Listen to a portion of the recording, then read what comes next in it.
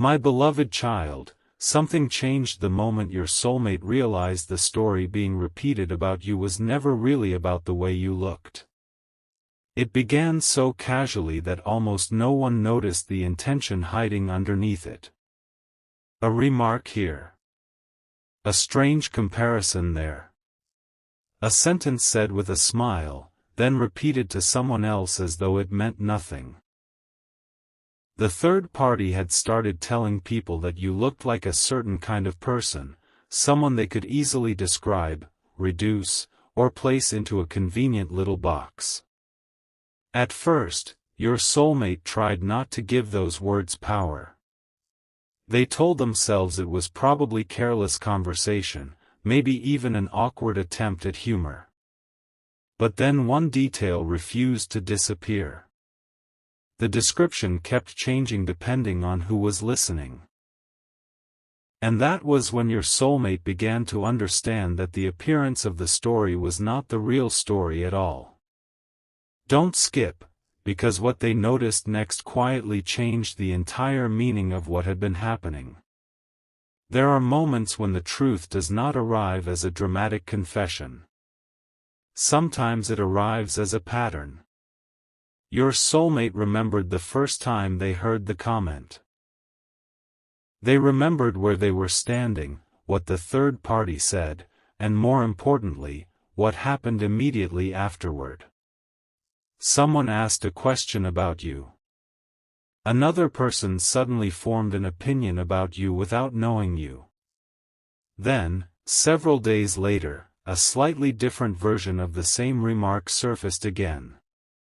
Your soulmate felt something shift inside them, not anger, not panic, simply clarity beginning to form.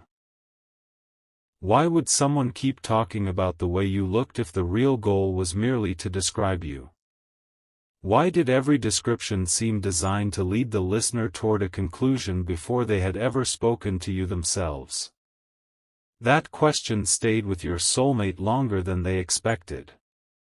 And somewhere inside that question, something important was waiting. What makes this so personal is that you may have spent parts of your life wondering whether people sometimes misunderstood you before truly knowing you. Perhaps you have walked into spaces where someone had already decided who you were. Perhaps you have noticed the strange distance that appears when another person has heard a version of you instead of meeting the real you. Yet your soulmate was beginning to see what you could not see from your side of the story. The third party was not simply talking about your appearance. They were trying to control the first impression people received before your presence had the chance to speak for itself. And once your soulmate recognized that possibility, they did something unexpected. They stopped reacting to the individual comments and started watching what happened around them. The silence that followed became more revealing than the words. One evening, your soulmate was looking through an ordinary conversation on their phone when an old message caught their attention. It was not dramatic. It was not even particularly long. But inside that message was a description of you that sounded almost identical to something the third party had recently told someone else. Your soulmate read it twice. Then a third time. Something did not fit. The message was months old, yet the wording felt strangely rehearsed, almost as if one idea had been carefully carried from conversation to conversation. Stay till the end, because the discovery was not that someone had been repeating themselves. The discovery was why they needed everyone else to repeat the idea too. Your soulmate placed the phone down for a moment and remembered the way people behaved around you after hearing those comments. Some became curious. Some became cautious. Others suddenly asked questions that seemed oddly specific. And your soulmate finally realized that the third party had been trying to create a frame around you. Not an outrageous story. Not something easily challenged. Something much subtler. A suggestion. A certain tone. A carefully chosen comparison. Just enough to make people look at you through someone else's interpretation. But here is where everything began to turn in your favor. The more your soulmate compared those descriptions with their own experiences of you, the less believable the whole picture became. They remembered conversations where you had listened without interrupting. They remembered moments when you had been patient even when you could have defended yourself.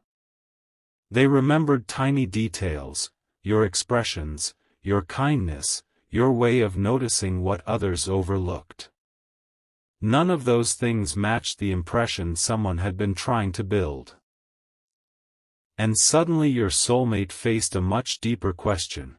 If the third party's description was inaccurate, what were they hoping would happen because people believed it? That question led somewhere your soulmate had not expected. They began thinking back to specific moments when you and they had grown closer. Every time there had been warmth between you, another comment seemed to appear afterward. Every time your soulmate spoke positively about you, the third party found a new way to redirect the conversation toward how you appeared, how you might be perceived, or what someone else supposedly thought. The timing was too consistent to ignore. Yet the realization that followed was surprisingly simple. This was never really about whether you looked like one person or another. It was about distraction. The third party could not easily change what your soulmate had personally experienced with you, so they kept trying to shift attention towards something easier to manipulate, perception. And once your soulmate saw that, the old comments lost much of their power. Something important is waiting for you here, because this next part was not about confrontation. Your soulmate did not immediately challenge anyone. They did something much stronger. They started trusting first-hand experience more than second-hand descriptions. That sounds small, but it changed everything. The next time someone made a comment about you, your soulmate did not automatically accept the implication hidden inside it. They asked a simple question: what makes you say that? The room became quieter. The explanation that followed was vague. Another person tried to soften the subject. And your soulmate noticed something almost invisible. The third party was comfortable making suggestions, but far less comfortable explaining them. That tiny moment gave your soulmate another piece of the puzzle. Imagine the shift inside them. For weeks, perhaps longer, they had believed these remarks were disconnected. Now they could see the structure underneath them. One person says something. Another person repeats it. Eventually the repetition begins to look like agreement, even when everyone is relying on the same original source. Your soulmate realized that the third party had been hoping repetition would become reputation. But repetition cannot survive forever when real experience contradicts it. And your soulmate had real experience with you. They knew your voice when you were not trying to impress anyone. They knew the thoughtful pauses before you answered difficult questions. They knew the difference between how people described you and how you actually made them feel. That difference became impossible to ignore. Then came the moment that truly changed the direction of everything. Someone who had previously repeated one of the third party's comments spoke to your soulmate privately. They admitted that they had never actually formed that opinion themselves. They had simply heard the description more than once and assumed there must be something behind it. Your soulmate did not need a bigger revelation.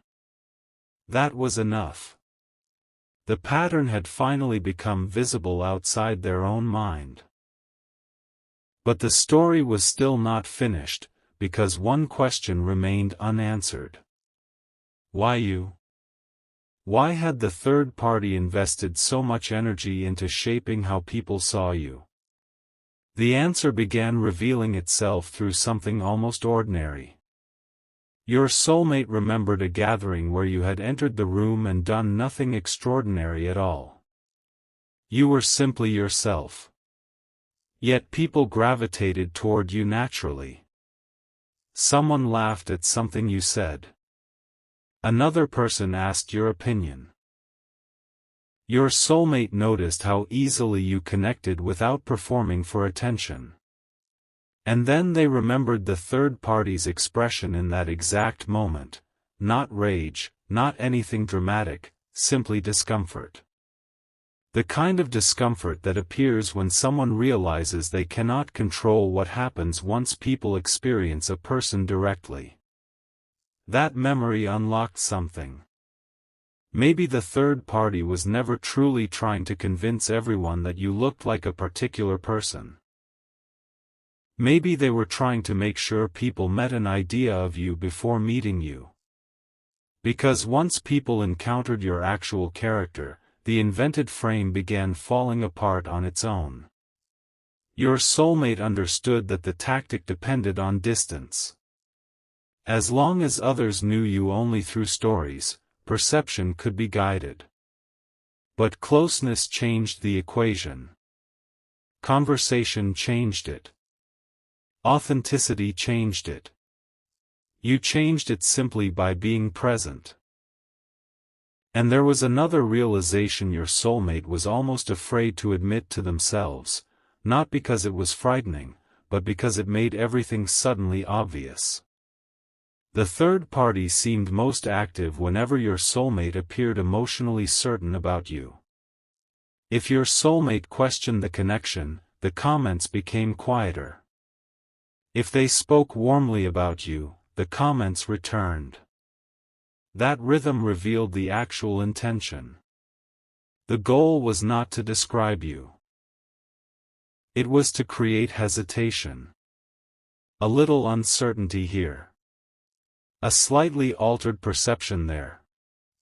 Enough small doubts, perhaps, to make your soulmate second-guess what their own heart and experience were already telling them. But the plan had an unexpected weakness. Every attempt to make your soulmate question you eventually forced them to examine their memories of you more closely. And the closer they looked, the more certain they became about what was real. There is something quietly powerful about that.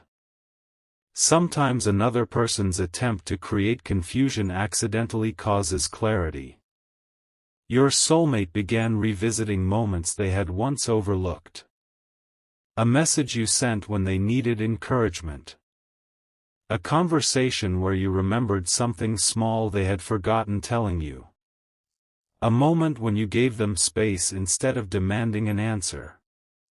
These memories were not dramatic, but they were consistent. And consistency carries its own kind of truth. The image someone had tried to create could not compete with the person your soulmate had actually come to know. Then your soulmate made one final connection. They remembered the exact unfinished phrase the third party kept using whenever talking about your appearance. They look like a. The sentence was always completed differently depending on the audience. To one person, you looked like someone too confident. To another, perhaps, too mysterious. To someone else, too polished, too quiet, too different. The comparison itself was never stable because it was never the point. The emotional effect was the point. Your soulmate finally saw it clearly. The third party was searching for whatever description might create distance between you and whoever was listening.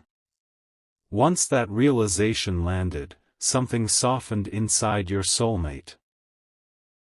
They stopped wondering what was supposedly wrong with the way others saw you and started wondering why someone had worked so hard to influence that view in the first place.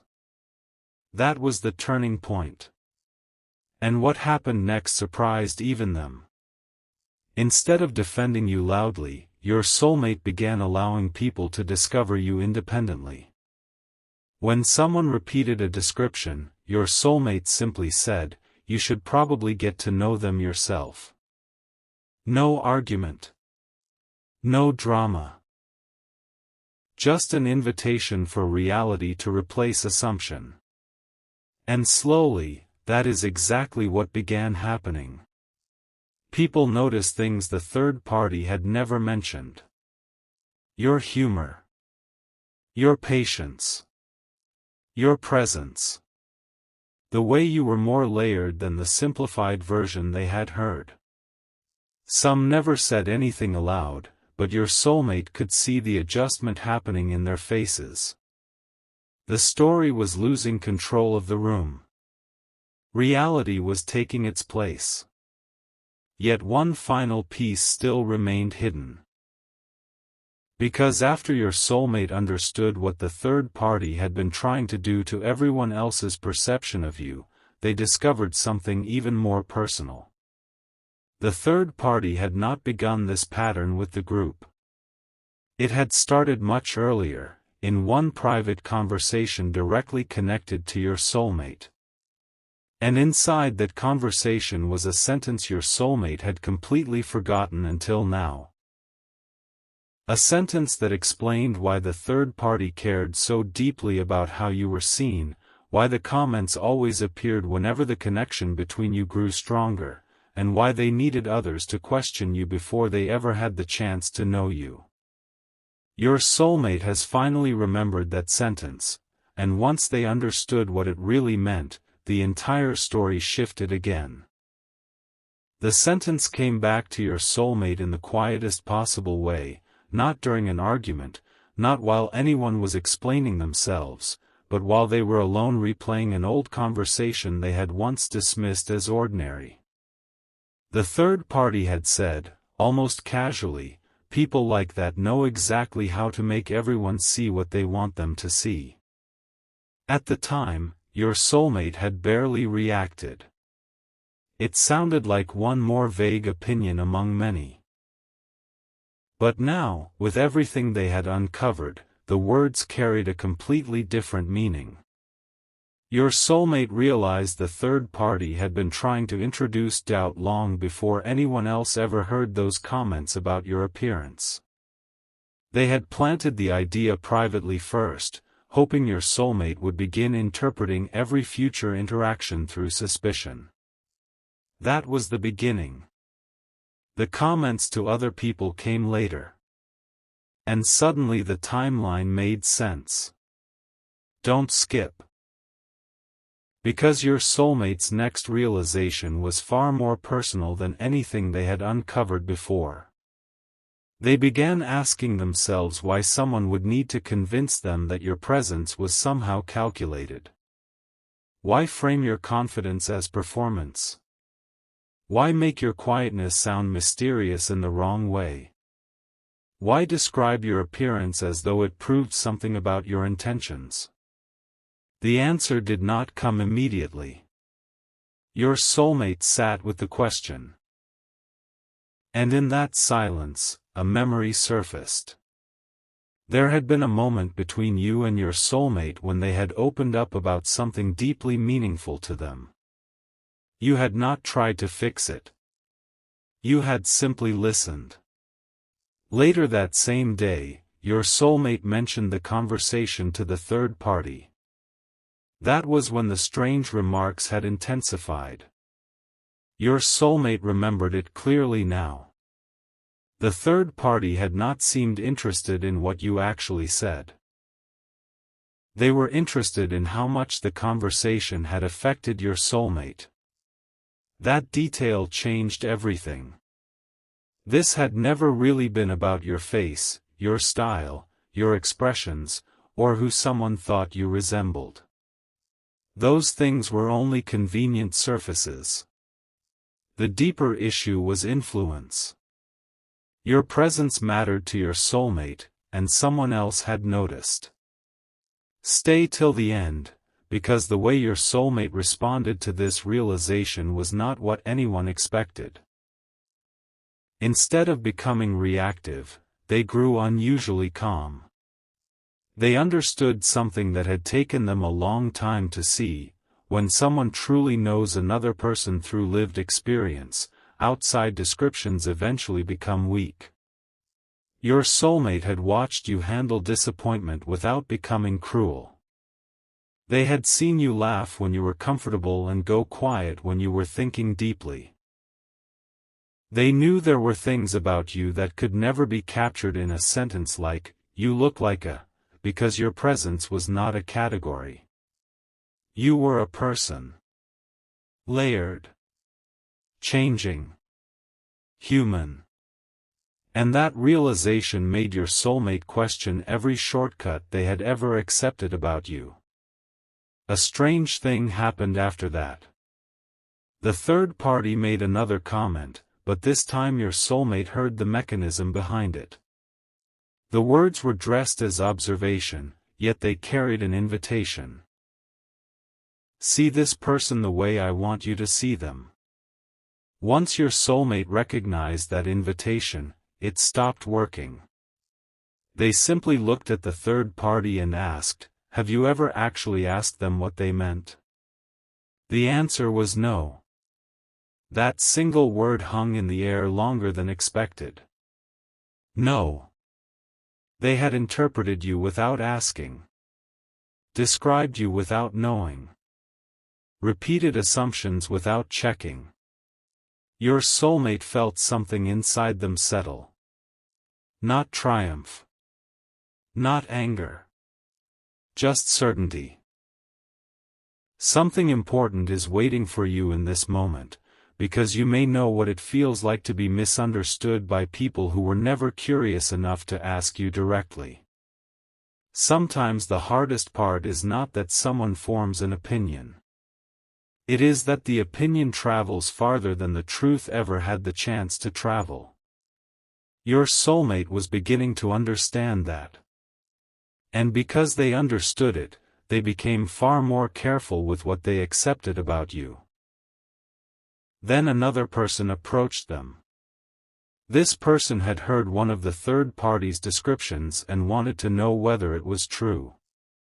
Your soulmate could have defended you immediately. They could have listed reasons why the comment was unfair.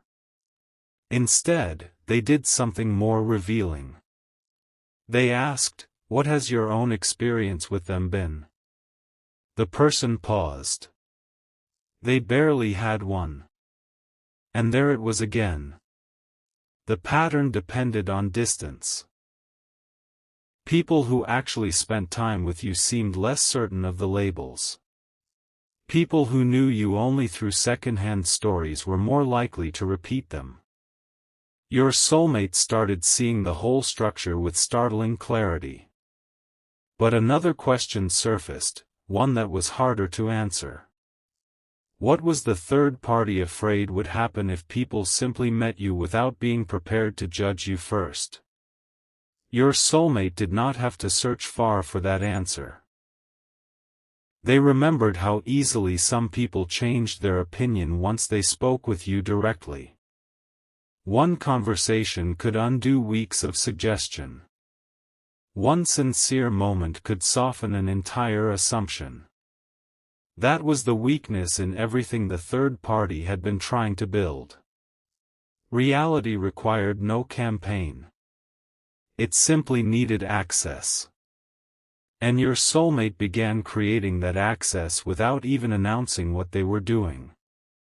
They stopped carrying comments between people. They stopped treating gossip as information. They refused to interpret your actions based on someone else's expectations. Slowly, a different atmosphere formed around your name. People began asking questions instead of repeating conclusions. Curiosity started replacing judgment. And the third party noticed. This is where the story took a quieter, deeper turn. Your soulmate began observing not only what the third party said, but when they chose to say it. The pattern was revealing. Whenever someone complimented you, the third party followed with a qualifying remark. Whenever your soulmate mentioned a positive memory, the third party brought attention back to appearances. Whenever the conversation moved toward your character, something would redirect it toward perception. Your soulmate finally understood the strategy. If they could not challenge what you had actually done, they could try to challenge how others interpreted it. A kind act could become trying too hard. Confidence could become showing off. Privacy could become hiding something. Thoughtfulness could become planning something. Anything could be renamed if the listener accepted the label first. But your soulmate no longer accepted labels without evidence. That simple change began dismantling everything. There is a kind of freedom that arrives when you stop needing every person to understand you at once. Your soulmate was beginning to sense that freedom on your behalf. They realized you had not been running from these descriptions. You had simply continued living. You had not built your days around correcting every rumor. You had not made your identity dependent on whether everyone saw you accurately. Your soulmate found something deeply moving in that. You had continued showing up as yourself even while other people were busy defining you. That consistency became one of the strongest pieces of evidence they had. And then, unexpectedly, your soulmate remembered another conversation with you. You had once said something simple, something like, "Would rather be known slowly than explained quickly." At the time, your soulmate thought it was just a thoughtful sentence. Now it felt almost prophetic. Because that was exactly what had happened. The third party had tried to explain you quickly. Your soulmate had come to know you slowly. And slow knowledge was winning. Don't skip. Because this is where the emotional center of the story shifted. Your soulmate stopped focusing on what the third party had been trying to take away and started noticing what the entire experience had revealed. It revealed that your connection had survived misunderstanding. It revealed that your soulmate cared enough to question what they were being told. It revealed that something in them had chosen direct experience over group opinion. And perhaps most importantly, it revealed that you had never needed to perform perfectly to be seen clearly by the person who was actually paying attention. Your soulmate began looking back over the smallest moments with new appreciation. The way your tone softened when speaking about something important. The way you sometimes hid your uncertainty behind a calm expression. The way you could be strong without needing everyone to notice. These were details no rumor had captured. And the more your soulmate remembered them, the less space the third party's words occupied. Then came a conversation no one had planned. Your soulmate was with several people when your name came up again.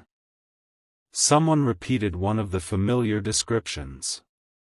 For a moment, everyone waited for the usual reaction. But your soulmate smiled slightly and said, "It's interesting how many people have an opinion without actually knowing them." No accusation. No naming anyone. Just a truth placed gently into the room. The atmosphere shifted.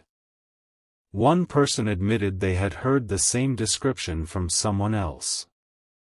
Another realized their version had come through the same chain. Slowly, people began tracing the story backward. Different conversations. Different wording. One consistent source. The third party said very little. Your soulmate noticed that too. The silence was louder now because the structure had become visible. Yet your soulmate did not expose or embarrass anyone. That was important. They understood that the goal was not to win a social battle. The goal was to stop participating in a false frame. So they let the truth breathe without forcing it. And something remarkable happened. Without pressure, others began reconsidering their assumptions on their own. That was far more powerful than any dramatic confrontation could have been. But there was still one unresolved detail. Your soulmate knew why the third party wanted people to hesitate around you. They knew why your character had been reduced to appearance-based descriptions. They knew why the timing of those comments always seemed connected to moments of closeness between you. What they did not yet understand was why the third party had chosen this particular method. Why appearance? Why comparison? Why keep telling everyone that you looked like a certain kind of person instead of simply criticizing you directly? The answer came from someone your soulmate never expected. A mutual acquaintance remembered an older conversation from before this pattern began. They told your soulmate that the third party had once said something revealing about you. If people spend enough time with them, they'll probably understand why everyone likes them. It sounded almost complimentary. But your soulmate heard the insecurity underneath it. The third party had already recognized the truth. Direct exposure worked in your favor. The more people interacted with you personally, the harder it became to control their interpretation. So appearance became the shortcut. It allowed an impression to be formed before interaction happened. Your soulmate finally saw the entire picture.